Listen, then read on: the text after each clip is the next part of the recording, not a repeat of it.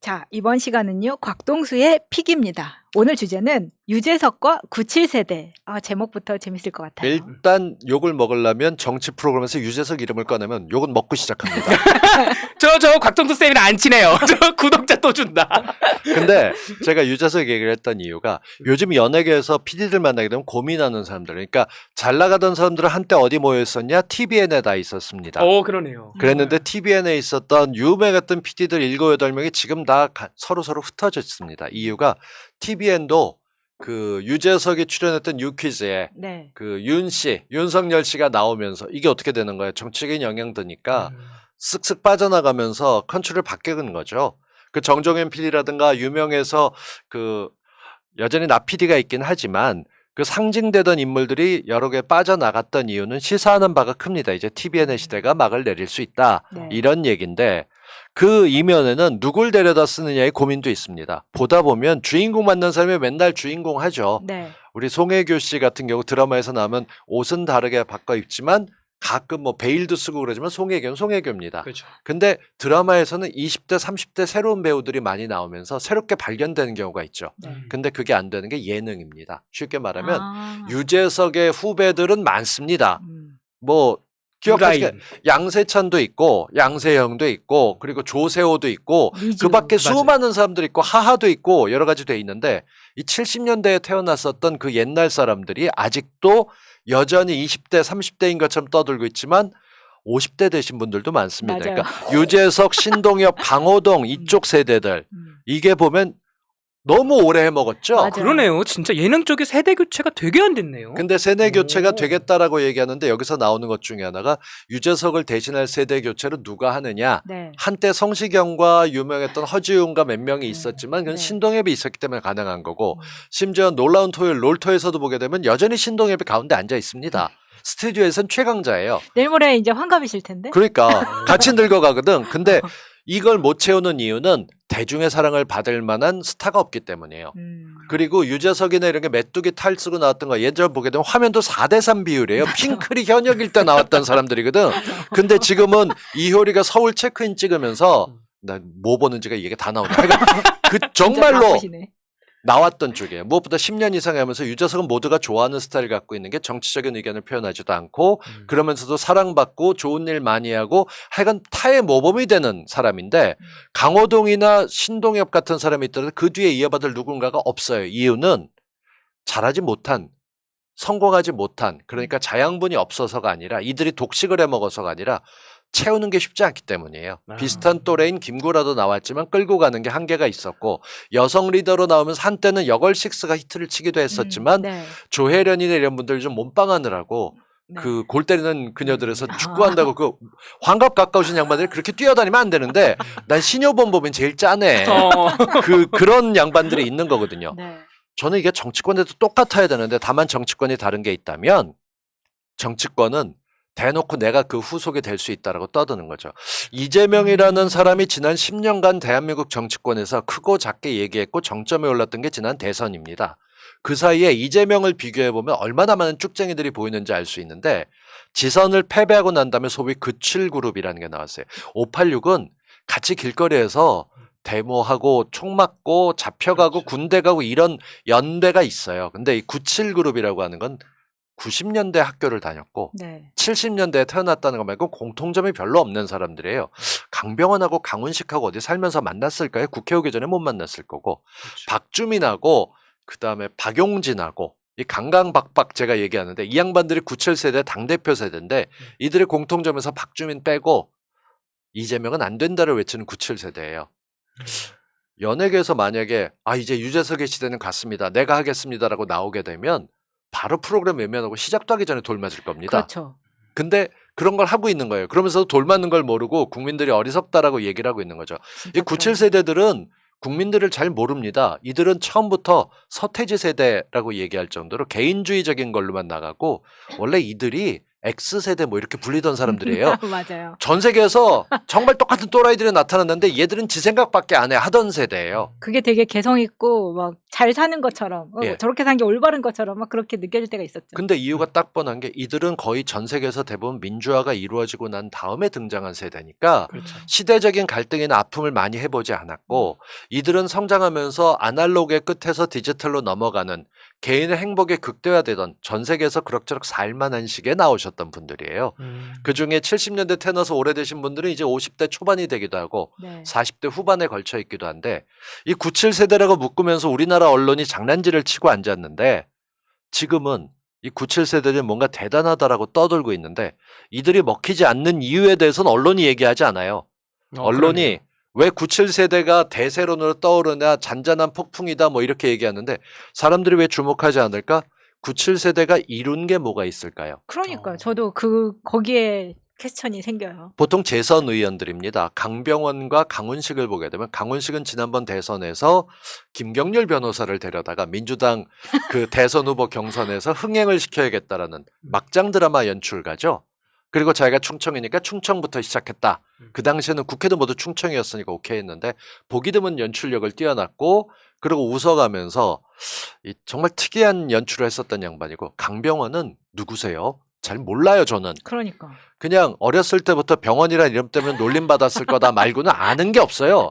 근데 조금 캐보면 은평구 모래내 시장의 음식점 아들로 커서 열심히 했다라고 하지만 법안을 하거나 중요한 이슈 예컨대 우리 많았죠. 검찰개혁, 언론개혁, 재벌개혁 그 밖에 민주화 이런 거 운동할 때 앞에 서서 연설하거나 끌고 간 거 보신 적 있으십니까? 그러네요. 기억에서 건져지지가 않네요, 머릿속에서. 박주민 의원 같은 경우는 검찰 개혁할 때도 뛰어났지만 이 송영길 후보 마지막 서울 유세할 때 그 폭풍같이 외치면서 박주민이 저런 캐릭터였어 하는 걸 볼 정도로 송영길 후보 할 때 외치는 거 할 때 사회 보면서 기가 막히게 이끌었었습니다. 근데 그런 것도 없죠. 아니 강병원 의원은 좀 그 뉴스 프로그램 같은 데 나와가지고 논평하고 그럴 때 저는 저 사람이 강병원이야라고 알고는 있었어요. 근데 그 총학생회장 서울대 총학생회장 출신이잖아요. 네. 근데 너무 순둥순둥하게 생겼는데 저런 걸 했다고라고까지만 생각을 했었지. 거기는 또 그렇게 치면은 97세대라고는 하지만 586의 끝물인 거잖아요. 맞습니다. 그러니까 97세대들이 지금 당대표를 하겠다고 나서는데 정작 그 세대도 공감을 못해요. 맞아요. 586을 씹는데 가장 열심히 한 사람들이 저희 또래 60년대에 태어나고 80년대 학교 다니는 사람들이 욕먹어 싸! 이러고 얘기하긴 하지만 다른 세대들은 뭐 오히려 요즘 개딸들이나 잼딸들이 하는 얘기가 당 돌아가고 있는 요즘 상황을 보게 되면 어떻게들 버티셨어요? 10년 전에는 안철수하고 김한길이 같은 당에 있었고 문재인이 무슨 얘기만 하게 되면 난 반댈세 이러고 외치는 걸 10년간 봐온 거예요. 그러니까 요즘 민주당은 저 최민희 의원님이나 저나 그때 얘기했던 게 요즘은 용된 거예요. 큰 사고 안 치고 정말 그 당시만 해도 이건 진짜 미치고 팔짝 뛸 일들이 하루가 멀다고 나타났었어요. 그때 지금은 많이 펴지만 이종걸 의원이 원내대표 하실 때는 안 왔어요. 국회 안 오고 도망가고 계셨고 그런 일이 있었거든요. 지금 같으면 역으로 얘기하면 만약에 우상호 비대위원장이 나 안 해 이러고 안 나타났다 그러면 어떻게 됐겠어요. 근데 그런 일이 그땐 실제로 있었어요. 그러니까 지금은 많이 용이 되긴 했는데 그럼에도 우리가 민주당의 리더십이라고 하는 거는 상황이 주어지고 위기가 오게 되면 진짜가 보입니다. 그렇죠. 그러니까 우리가 왜 문재인 정부 말기에 임기가 떨어졌을 때 그동안 입으로는 문재인 팔이 했던 사람이 정권 말게 되니까 문재인 욕먹어야 된다 이런 사람들이 있었고 실체를 알고 나면 총리는 어디 가서 뭐하고 있었고 법무장관 얘는 왜 껍데기밖에 없었던 거야. 복지부 이거 뭐 했잖아요. 우리가 정은경 청장 공격하는 사람은 본 적이 없어요. 전 질병관리청장. 그렇죠. 열심히 했거든. 지금 후임 청장이 나타나서 보니까 더 돋보이는 거죠. 맞아요. 차라리 정은경 데려다 복지부 한다 그러면 나는 당은 달라도 시키고 싶다. 안전하고 싶으니까. 그렇죠. 맞아요. 그런 게 있는 것처럼 97세대가 한 게 없다는 게 점점 드러나고 있어서 이분들이 지금 당대표를 나와 있는데 꾸준히 이재명에게 당을 맡길 수 없다는 얘기 말고는 못하는 거예요. 그렇죠. 자기 컨텐츠를 얘기하지 아니하죠, 보면은. 대한민국 예능사에서 타사 예능을 대놓고 저격했던 게 딱 하나 있습니다. 그 유재석의 무한도전에 한참 잘 나갈 때 그거 잡아보겠다고 이경규와 김구라가 중심이 돼서 SBS에서 예능을 하나 만든 적이 있습니다. 무슨 라인 뭐 이런 거죠. 네, 라인업 라인. 그랬는데 아. 망했죠. 그것도 어느 정도 지나고 그래도 중간에 좀 재밌었어요. 하다가 안 되니까 원래 자리 잡을 때까지 힘들고 그러고 나서 그만두고 나서 얼마 안 돼서 이경규가 다시 예능에 들어와서 무한도전에 나서 열심히 조언을 해주기도 했었죠. 원래 그 바닥이 그러니까. 그 개그맨 서성만 씨가 그런 얘기했어요. 이경규 보기 싫으니까 이경규가 예능에 안 나오면 나도 안 나가겠다. 후배 개그맨이 그렇게 되면 뒤통수 맞아야 될 일인데 이재명이 안 나가면 나도 안 나가겠다가 정치권에선 숱하게 나옵니다. 이건 무슨 말도 안 되는 얘기고 자기들끼리 똑같이 떠들고 있는 것들을 한심하게 나가고 있는데 전 97세대 리더라는 분들께 늘 말씀드리는 게 요즘 박지원을 상대로 제발 수양 좀 쌓고 일 좀 하고 나와서 대표하겠다고 해라. 저는 결정적일 때마다 3년밖에 지금 유튜브는 안 했지만 지난 10년간 이명박 정부 때 소리 질러가면서 말도 안 되는 이 인간 말종들하고 싸웠던 전력도 있고 공중파에 계셨잖아요. 그래. 그렇죠. 그 100분 토론 여러 번 나가서 맡기도 했지만 지난 3년간 정말 중요할 때마다 밤에 새가면서 비 오는 차 안에서 떠들어 왔기 때문에 말할 자격이 있다고 입증이 되는 것들이 있습니다. 구본기 소장도 그만큼 하게 되면 늘어나겠죠. 똑같이. 그걸 해왔기 때문에 얘기할 수 있는데 저보다도 밖으로 보이는 일을 안 한 정치인들이 그렇죠. 97세대인데 우리는 젊어 뽑아줘 아이돌 할래 우리 가요계가 얼마나 힘듭니까? 노래 잘못하는 아이돌은 못 살아남습니다. 아무리 좋아도 대형 기획사가 밀어도 안 될 건 안 됩니다. 근데 97세대 정치계에서만큼은 뻔뻔하게도 우린 젊어 하지만 쉬우는 넘었어 이런 사람들이 대표하겠다고 나섭니다. 정말 유재석 보고 배웠으면 좋겠어요. 그런 이야기가 공감이 되는 게 예를 들어서 작년 그 이재명이 대선에 나올까 말까 할 때만 해도 이재명은 당내 세력이 없다 이런 걸로도 공격 포인트를 잡았었거든요. 맞아요. 근데 그럼에도 불구하고 지금은 내가 97세대니까 뽑아달라. 586은 이제 한물 갔으니까 막 공격하고 이런 것들이 전혀 공감이 안 되는 게 물론 97이 한 것도 없지만 이게 지금은 회사에서도 블라인드 채용을 하잖아요. 그렇죠. 뭐 나이라던가 성별이라던가 이런 것도 안 보고 뽑겠다고 하는 건데 이 사람들은 나는 97세대니까 나를 뽑아줘라고 말을 하는 게 완전 역행하는 건데 이거를 사실은 언론에서는 뭐 젠더 갈등이나 세대별 갈등이나 계급별 갈등으로 써먹는 거를 정치권에서는 그대로 와가지고 그걸로 자기를 광고를 한다는 것 자체가 너무 말이 안 되는 거예요. TV를 틀면 유재석이 나와서 불쾌해요. 계속 유재석밖에 없어야 하시는 분들 예능 잘 안 보시는 분들일 거예요. 그냥 많이 나온 게 불편하고 원래도 잘 안 보시는 분들.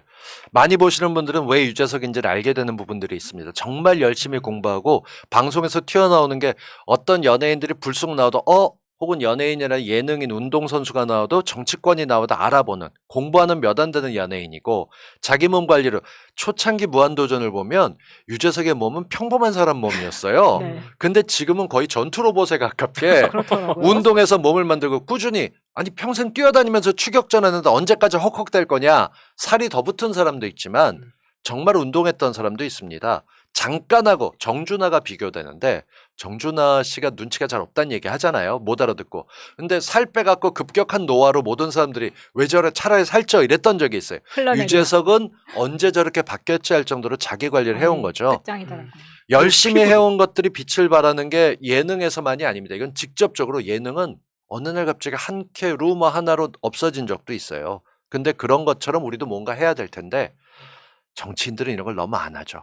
그리고 97그룹 지금 나오시는 선배님들이 메시지 내는 게 지금 마차님 말씀하신 것처럼 우린 97이니까 우리를 뽑아주십시오라고 하는데 이거를 후배들한테 못된 걸 배우셨어요. 청년들이 나는 청년입니다. 청년이 정치해야 됩니다. 청년을 뽑아주세요.